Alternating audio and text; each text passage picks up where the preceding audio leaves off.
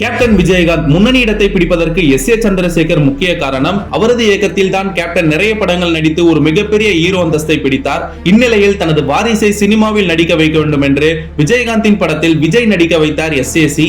அதன் பிறகு விஜய் ஹீரோவாக நடித்த படங்களில் எஸ்.ஏ.சி. கேட்டுக்கொண்டதன் பெயரில் கேப்டன் கேமியோ தோற்றத்தில் நடித்தார். இந்த நிலையில் விஜய் அதன் பிறகு படிப்படியாக உயர்ந்து இப்போது மாஸ் நடிகராக வலம் வந்து கொண்டிருக்கிறார். இந்த சூழலில் சமீபத்தில் விஜயகாந்தின் இறப்பு பலரையும் அதிர்ச்சிக்குள்ளாக்கியுள்ளது. அவரது இறுதி அஞ்சலியில் விஜய் நேரில் சென்று மரியாதை செலுத்தினார். இதைத் தொடர்ந்து இப்போது கேப்டனை கௌரவிக்கும் விதமாக தளபதி ஒரு சம்பவம் செய்துள்ளார். வெங்கட் பிரபு இயக்கத்தில் கோட் படத்தில் விஜய் நடித்து வருகிறார். இந்த படத்தில் கேப்டனும் நடிக்க இருக்கிறார். அதாவது ஏஐ டெக்னாலஜி மூலம் கேப்டனை படத்தில் கொண்டு வர இருக்கிறார்கள். இது குறித்து கேப்டனிடம் வெங்கட் பிரபு பேசி அனுமதி வாங்கியுள்ளார். மேலும் விஜயகாந்தின் குடும்பம் ஒரு கண்டிஷனுடன் இதற்கு சம்மதம் தெரிவித்திருக்கிறார்கள்.